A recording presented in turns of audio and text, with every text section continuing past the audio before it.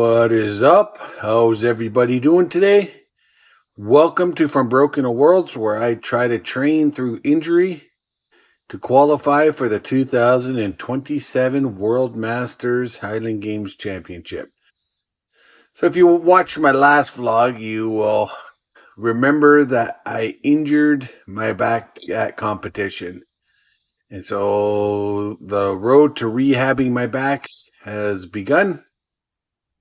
And so I kind of showed totally showed my walk. I walk my dog a lot.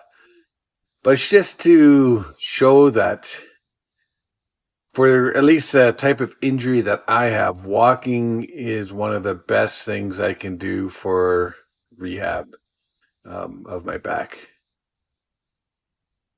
It puts my back through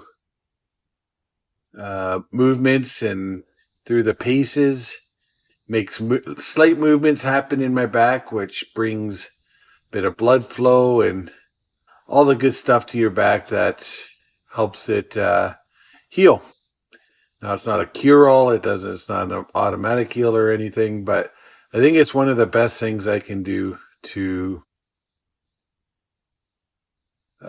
help my back recover. Now, in the last vlog that I posted, somebody asked me what kind of approach I take to back health. I don't know if it has a name or whatever, but I'm going to kind of show you what I've just developed through trial and error. So as you can see, we're back in the gym. And what I'm trying to do, I'm doing exploratory movements right now. I'm seeing which movements hurt, which ones don't. So if there's a specific movement, so that bowing, just so you know, everything I put on here is quicker because I didn't want this to be a long video. So it's that 5 times the speed. So it looks kind of funny, like a Charlie Chaplin movie or something. That's why. But I'm trying different movements, going through different angles. So you see on these twists here, I go both sides, and then you'll see the next one, it'll be from a lower position, and then the following one would be in even lower position. But you can see the weight on there. I'm doing hardly any weight.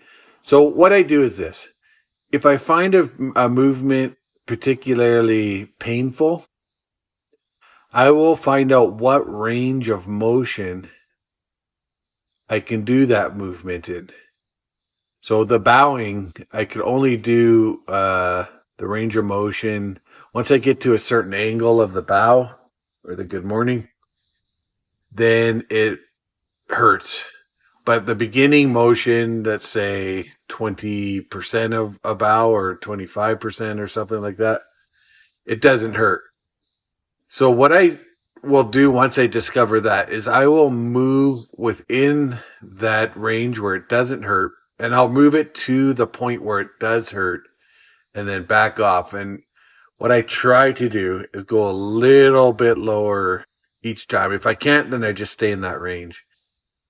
But I don't try to go through it if it's hurting me. Now, if there's a movement going through the injured part, in this case my back, that doesn't hurt, then I do that freely.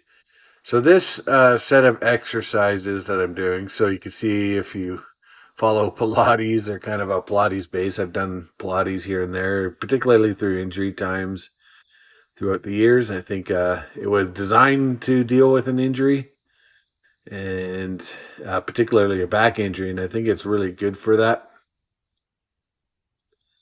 And so it's learn some Pilates, and you just learn some different movements. As you can see, I kind of set things up for easy reverse hyper, no weight. And that actually felt quite good. I did singles there. And then just some knee raises. You can see I'm supporting myself. So yeah, that's basically...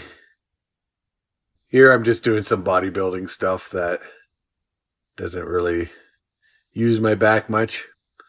But that's basically how I try to find ranges of motions and movements through a injured area that doesn't bug that injured area and move through that. And if there are ranges of motions and movements that do bug it, I work outside of that zone for those movements. But I'm always trying to push it just gently each time. So hopefully that doesn't become an issue for very much longer. And hopefully the range of motion keeps increasing. All right, so this is getting near the end of my training. That's my general principles that I follow. All right, guys. Well, next time I'll be doing some more rehab work probably. See ya.